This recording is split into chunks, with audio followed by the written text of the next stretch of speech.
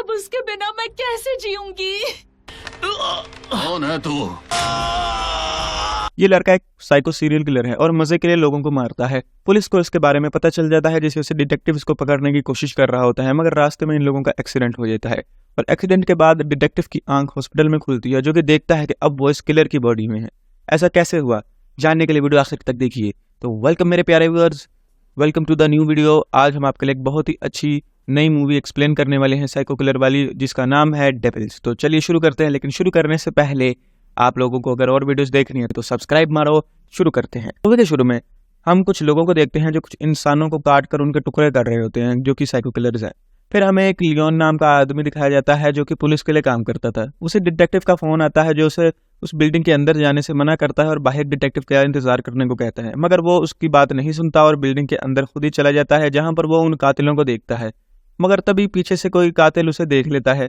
कुछ देर बाद जब डिटेक्टिव वहां आता है और बिल्डिंग के अंदर जाता है तो वो लियोन को जमीन पर पड़ा हुआ देखता है, जिसका गला काट दिया गया था। फिर अगले सीन में हम उसी की बॉडी को पुलिस स्टेशन में देखते हैं, जिसको ऑटोप्सी के लिए वहां पर लेकर आया गया था, और हमें यह भी पता चलता है कि ये इस डिटेक्टिव का जीजा भी था। बाद में डिटेक्टिव अपने असिस्टेंट मिन सुंग से मिलने जाता है, जो कि सारा मिला हुआ एविडेंस पुलिस को एक्सप्लेन कर रहा होता है। जबकि दूसरी तरफ हम उस सीरियल किलर को देखते हैं जो इस वक्त किसी और को काट रहा होता है, मगर कोई पुलिस को इसकी लोकेशन टिप कर देता है, जिसकी वजह से डिटेक्टिव और उसकी पूरी की पूरी टीम फौरन वहां पर पहुंच जाती है। मगर बचने के लिए किलर सारी लाइट्स बंद करके वहां से भागने की कोशिश करता है, मगर डिटेक्टिव उसे देख लेता है। तो डिटेक्टिव और उसका असिस्टेंट मिन सुंग किलर की गाड़ी का पीछा करते हैं, मगर किलर की गाड़ी एक वर्क साइट पर क्रैश हो जाती है, जिसकी वजह से वो जंगलों की तरफ भागना शुरू कर देता है। डिटेक्टिव और उसका असिस्टेंट उसके पीछे भागते हैं, मगर वो किलर मिन सुंग पर हमला कर देता है और डिटेक्टिव मिन सुंग को बैकअप के लिए फोन करने के लिए कहता है, जबकि वो खुद किलर के पीछे भागता है, मगर डिटेक्टिव और किलर दोनों ही जंगलों में गायब हो जाते हैं। अगले दिन पुलिस उन्हें ढूंढने के लिए एक सर्च ऑपरेशन शुरू करती है, मगर एक एक दिन करते करते एक पूरा महीना गुजर जाता है और उन्हें उनके बारे में अब तक एक भी सुराग नहीं मिला था। वैसे मजबूरन उन लोगों को वो ऑपरेशन बंद करना पड़ता है, क्योंकि अभी भी शहर में कई लोग मारे जा रहे थे। मगर अगले दिन ही पुलिस स्टेशन के सामने आकर एक कार क्रैश होती है। मिन सुंग फौरन जाकर वहां पर देखता है और देखता है कि इसके अंदर डिटेक्टिव और वो किलर होते हैं। वो फौरन उन दोनों को बाहर निकालते हैं। कुछ देर के बाद जब डिटेक्टिव अपनी आंख खोलता है हॉस्पिटल में, तो वो देखता है कि उसके हाथों को हथकड़ियां लगी हुई हैं। फिर वो शीशे में अपनी शक्ल देखता है तो उसे पता चलता है कि वो तो अब इस किलर की बॉडी में है। अब ये सब कुछ देखने के बाद तो वो बहुत ज्यादा डर जाता है और वो चीखना भी शुरू कर देता है डर के मारे। तभी गार्ड्स और मिन सुंग बाहर से अंदर आते हैं और उसे एक नींद की दवाई देते हैं। जबकि हम दूसरी तरफ उस किलर को देखते हैं जो उस डिटेक्टिव की बॉडी में है और उसके घर में है, जहां पर डिटेक्टिव की वाइफ और उसकी बेटी उससे मिलने आते हैं और उसे गले लगाते हैं, और हम देख पाते हैं कि वो भी काफी अजीब तरीके से बर्ताव कर रहा था। मगर डॉक्टर कहता है कि इसकी पिछले एक महीने की याददाश्त चली गई है, जिसकी वजह से इसे कुछ भी इसे याद नहीं जो पिछले महीने में हुआ हो। जबकि दूसरी तरफ डिटेक्टिव अभी भी सदमे में था कि ये इसके साथ क्या हो गया है। जिसके बाद वो एक ऑफिसर को बाहर से बुलाता है और उसे कहता है कि पिछले महीने में जो भी हुआ वो सब बताने के लिए तैयार है, मगर वो तुम में से किसी एक ऑफिसर को चुनूंगा और मैं उसे ही सारा सच बताऊंगा। और वो मिन सुंग को ही चुनता है, क्योंकि वो उसका जूनियर भी था और उसका सबसे बेहतरीन दोस्त भी, और साथ साथ वैसे बाय द वे वो उसकी बीवी का भाई भी था। एक्स्ट्रा इन्फॉर्मेशन के लिए लाइक करो। कुछ देर बाद जब मिन सुंग उससे मिलने आता है तो वो पहले तो उससे आराम से बात करता है और बाद में उसे कहता है कि मैं डिटेक्टिव हूँ, और उसे कुछ ऐसी बातें बताता है जो सिर्फ उसे पता होनी चाहिए। और जाहिर सी बात है, ये सब सुनने के बाद मिन सुंग उसकी बात का यकीन नहीं करता, मगर क्योंकि उसे शक हो गया था तो वो बाद में डिटेक्टिव के घर जाता है उससे मिलने के लिए, और देखता है कि डिटेक्टिव भी काफी अजीब तरीके से बर्ताव कर रहा है। तो मिन सुंग का शक काफी तेज हो जाता है। बाद में वो किलर जो कि अब डिटेक्टिव की बॉडी में है हॉस्पिटल में उससे मिलने आता है और उसे कहता है मैं जैसा कहता हूं तो मैं वैसा ही करना होगा, वरना मैं तुम्हारी बीवी और बेटी को मार दूंगा और उनके टुकड़े टुकड़े करके फेंक दूंगा, बड़ा मजा आएगा। अब ये सुनने के बाद तो डिटेक्टिव बहुत ज्यादा डर जाता है और उसकी हर बात मानने के लिए तैयार हो जाता है। जिसके बाद वो डिटेक्टिव से उसे उसके बारे में सब कुछ बताने को कहता है, ताकि किसी को भी पता ना चले कि वो डिटेक्टिव नहीं है। जबकि दूसरी तरफ मिन सुंग एक डिटेक्टिव की बताई गई लोकेशन पर जाता है, जहां पर उसे काफी सारा खून और एक बेड भी मिलता है। अगले दिन वो किलर जो कि डिटेक्टिव बन चुका है वो काम पर जाता है, अपनी कुर्सी पर बैठता है और अपना सारा काम हर रोज का काम करता है। थोड़ी देर बाद कैप्टन आता है और कहता है कि उस किलर को जेल कौन लेकर जाएगा। मिन सुंग कहता है कि मैं लेकर जाऊंगा। बाद में जेल पे जाते वक्त डिटेक्टिव उससे मदद मांगता है, मगर मिन सुंग उससे कहता है कि मुझे नहीं लगता कि तुम जो कह रहे हो सच है। उसे तो उसके कंप्यूटर का पासवर्ड तक याद है। जिसके बाद वो डिटेक्टिव बताता है कि उसने मुझे मजबूर किया, जिसकी वजह से मुझे उसे सब कुछ बताना पड़ा, और इसके बावजूद भी मिन सुंग उसे जेल ले जाता है। मगर रास्ते में जाते जाते डिटेक्टिव उससे उसकी बीवी और बेटी को बचाने के लिए उसकी मदद की भीख मांगता है, मगर मिनसुंग एक लफ्ज नहीं कहता है। फिर बाद में उसे उसके जेल सेल में डाल दिया जाता है, मगर वो बार बार अपना सर जोर से दीवार पर मारता है, जिसकी वजह से उसका सर फट जाता है और उसे हॉस्पिटल लेकर जा रहे होते हैं। मगर एम्बुलेंस के अंदर ही वो पुलिस वालों पर हमला कर देता है और वहां से भाग जाता है। रात के वक्त वो अपने घर जाता है अपनी फैमिली को मिलने के लिए, जिसके पास किलर बैठा हुआ था, जो कि डिटेक्टिव को भी देख लेता है और उससे बात करता है और कहता है कि मैंने तुम्हारी बॉडी सिर्फ कुछ वक्त के लिए ली है और मैं उसे जल्द ही वापस भी कर दूंगा, मगर उसके लिए मेरी एक कंडीशन है, तुम्हें मेरे लिए एक काम करना होगा। मेरे 3 जो साथी जिन्होंने मुझे धोखा दिया, जिनकी वजह से तुम लोगों ने मुझे पकड़ लिया, मैं चाहता हूँ कि तुम जाओ और उन्हें ढूंढो, और उसे एक जगह पर जाने को कहता है। जिसके बाद डिटेक्टिव जाकर मिनसुंग को फोन करता है और उसे एक स्टेशन पर आने को कहता है। इसके बाद जब वो वहां पर जाता है तो उसे बेघर आदमी मिलता है जो उसे एक पब्लिक टॉयलेट में लेकर जाता है, जहां पर वो लोग बात करते हैं, मगर उसे जल्द ही ये पता चल जाता है कि ये काफी अजीब बर्ताव कर रहा है, यानी कि ये किलर नहीं है, और पता चलता है वो दोनों लड़ना शुरू कर देते हैं। मगर तभी मिनसुंग भी वहां पर आ जाता है, जिसकी वजह से वो उस बूढ़े आदमी को पकड़ लेते हैं। मगर पुलिस स्टेशन लेने की बजाय वो दोनों उसे उसी वैन में लेकर जाते हैं जो मिनसुंग को मिली थी, और वहां पर उस आदमी से पूछते हैं कि उन्हें सब कुछ बता दे, मगर वो मना करता है, जिसकी वजह से डिटेक्टिव उसे बिजली के झटके देता है और टॉर्चर करता है। जिसके बाद आखिरकार वो सब कुछ बोलता है कि वो लोग 4 आदमी हैं, जिसपे वो डिटेक्टिव भी शामिल है। वो लोग इंटरनेट पर इंसानों को मारने की खतरनाक वीडियोस देखते थे और ये किलर ही है जिसने ये पूरी टीम बनाई, ताकि वो लोग खुद मिलकर इंसानों को मारें और मजे ले सकें। मगर किलर के पकड़े जाने के बाद सब लोग फैल गए और उसे एक दूसरे आदमी की लोकेशन भी बता देता है। जिसके बाद डिटेक्टिव उसे गाड़ी में डालता है और मिनसुंग को कहता है कि मेरी फैमिली का ध्यान रखना।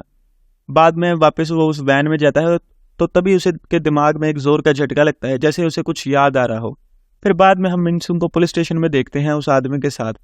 जब वो कैप्टन को इस सब के बारे में रिपोर्ट करने जाता है तो कैप्टन पूछता है कि तुम्हें उस किलर के साथी के बारे में किसने बताया। जिसके बाद वो कह देता है कि सर जी, उस किलर ने ही मुझे उसके बारे में बताया। वो कहता है कि वो डिटेक्टिव है, अगर आप उससे मिलेंगे तो आप भी उसकी बात का यकीन कर लेंगे, वो हमारे बारे में सब कुछ जानता है, हर वो बात जो सिर्फ डिटेक्टिव को ही पता होती। अब इस पे जाहिर सी बात है कैप्टन भी नहीं यकीन करता और उसे कहता है कि बकवास बंद करो और दफा हुए थे। बाद में मिनसुंग डिटेक्टिव के घर जाता है, जहां पर वो लोग बैठे खाना खा रहे होते हैं। जब वो उस किलर को डिटेक्टिव कहकर बुलाता है तो डिटेक्टिव की बेटी पूछती है कि आप मेरे पापा को सर क्यों कह रहे हैं, आप तो उन्हें उनके नाम से बुलाते हैं। अब ये सुनने के बाद उस किलर को भी मिनसुंग पर शक हो जाता है। फिर बाद में वापस हम उस किलर यानी जो डिटेक्टिव है उसको देखते हैं, जो कि किसी मछली मार्केट में गया होता है, जहां पर उसे उनका गैंग का एक और साथी भी मिल जाता है। वो उससे पूछता है कि योहान कहाँ है, क्योंकि बूढ़े आदमी ने कहा था योहान ही है जिसने पुलिस को टिप दी थी। मगर वो आदमी कहता है कि योहान मासूम है और उससे कुछ बकवास करता है। जिसके बाद वो दोनों आपस में लड़ना शुरू कर देते हैं। डिटेक्टिव उसे तकरीबन हरा ही देता है, मगर दोबारा उसे दिमाग में जोर का झटका पड़ता है, जैसे उसे कुछ याद आ रहा हो, और तभी दूसरा आदमी उसके सर पर हथौड़ा मारकर उसे बेहोश कर देता है, जबकि दूसरी तरफ मिनसुंग उसे ढूंढ रहा होता है। फिर हम वापस डिटेक्टिव को देखते हैं और उस आदमी को एक कमरे में, जहां पर डिटेक्टिव को उल्टा लटकाया होता है, और आदमी कहता है कि याद है ना, हमने यहाँ पर कितने लोगों को मार डाला और हम लोग उन्हें मारकर कितना मजा करते थे, और ये कहकर उसकी बाजू को काटना शुरू कर देता है कि अब मैं तुम्हें मारकर मजे लूंगा। मगर तभी वो रुकता है और कहता है हम एक गाना चलाते थे ना, और जाकर एक गाना प्ले करता है। अब वो गाना सुनते ही डिटेक्टिव के दिमाग में बहुत जोर का झटका लगता है और उसे सब कुछ याद आ जाता है कि असल में क्या हुआ था। असल में उस जंगल के अंदर डिटेक्टिव ने इस किलर को पकड़ लिया था, मगर क्योंकि उसने डिटेक्टिव के साले को भी मार दिया, जिसकी वजह से डिटेक्टिव के लिए थोड़ा पर्सनल मामला था, जिसकी वजह से वो पुलिस की तरफ लेकर जाने के बजाय इसे एक अनजान इलाके में ले गया, जहां पर डिटेक्टिव ने इसे बहुत ज्यादा टॉर्चर किया कई दिनों तक। मगर इसके बावजूद भी इस किलर ने एक लफ्ज ना बोला, जैसे ये शैतान ही हो। फिर उस किलर को मार मार कर थक जाने के बाद डिटेक्टिव अपने एक दोस्त से मिलने जाता है और उससे मदद मांगता है, जो कि एक दूसरा ऑफिसर ही है, जो कि डिटेक्टिव को कुछ खास किस्म की दिमागी दवाइयां, मेंटल मेडिसिन देता है और एक ट्रुथ सीरम भी। जिसके बाद डिटेक्टिव जाकर उस दवाई को उस किलर को कई दिनों तक देना शुरू कर देता है, जिसकी वजह से वो किलर पागल हो जाता है और अब उसे ट्रुथ सीरम भी देता है। जिसके बाद वो किलर अब उसके हर सवाल का जवाब देगा। मगर उस किलर की सारी बातें सुनने के बाद डिटेक्टिव को ये समझ आती है कि इसके साथियों को पुलिस नहीं पकड़ सकती, क्योंकि वो लोग सारे बेघर हैं और इधर उधर फैले हुए हैं। सिर्फ ये किलर ही उन्हें ढूंढ सकता है, जिसकी वजह से वो उसे और ज्यादा दवाई देते हैं और उसका ब्रेन वॉश कर देता है और उसे अपने बारे में सारा कुछ बताकर उसका दिमाग ऐसे ब्रेन वॉश करता है कि उसे लगे कि वो डिटेक्टिव है, ताकि वो अपने सारे साथियों को ढूंढे और डिटेक्टिव के लिए उन्हें लेकर आ सके। तो अब हम जानते हैं कि इन्होंने कभी बॉडी बदली ही नहीं थी, ये बस उस दवाई का असर है जो डिटेक्टिव ने इस किलर को दी, और क्योंकि अब उस दवाई का असर खत्म हो चुका था तो किलर के होश अपने ठिकाने आ चुके थे। जिसके बाद वो उस आदमी के पास जाता है और उससे कहता है लड़ना बंद करो, मगर उसे भी मार देता है और बाद में मिनसुंग को फोन करके वहां पर बुलाता है। जब मिनसुंग वहां पर आता है तो किलर नाटक करता है डिटेक्टिव बनने का और मौका देखते ही मिनसुंग पर हमला कर देता है। और जब मिनसुंग पूछता है कि डिटेक्टिव आप ऐसा क्यों कर रहे हो, तो कहता है तुम्हें भी लगता है कि मैं डिटेक्टिव हूँ। और वो किलर मिनसुंग को सारा कुछ बता देता है। अब सब जानने के बाद मिनसुंग कैप्टन को फौरन फोन करने की कोशिश करता है, मगर वो किलर उसे बुरी तरह मार देता है। कुछ देर बाद डिटेक्टिव को भी फोन आता है मिनसुंग की मौत के बारे में, और ये सब देखने के बाद वो बहुत ज्यादा दुखी हो जाता है। जिसके बाद वो फौरन उसी किलर के पास जाता है और उसे इस सब के बारे में पूछता है कि सब कैसे हो गया। मगर वो किलर डिटेक्टिव बनने का नाटक करता है और कहता है कि उस आदमी ने इसको मार दिया। अब डिटेक्टिव ना चाहते हुए भी उस कमीने को जाने देता है और कहता है कि जाओ और आखिरी को मेरे पास पकड़ कर लेकर आओ। फिर हम बाद में उसी किलर को देखते हैं जो कि आखिरकार योहान के पास पहुंच जाता है और उसे भी एक ही फटके में बेहोश कर देता है। रात के वक्त डिटेक्टिव को फोन आता है, जिसकी वजह डिटेक्टिव उसी वैन में जाता है जहां पर वो किलर योहान को लेकर आया होता है और कहता है कि अब मुझे मेरी बॉडी वापस दे दो। मगर तभी पीछे से योहान भी उस पर हमला कर देता है। असल में किलर ने डिटेक्टिव का बनाया हुआ ट्रूथ सीरम योहान में डाल दिया था, जिसकी वजह से अब योहान को लगता है कि वो किलर है और अब वो दोनों डिटेक्टिव पर हमला करना शुरू कर देते हैं। और दूसरी तरफ कैप्टन भी जंगलों में अपनी टीम के साथ फिर रहा होता है डिटेक्टिव को ढूंढता हुआ, जबकि दूसरी तरफ डिटेक्टिव योहान को मार देता है और किलर से लड़ाई कर रहा होता है।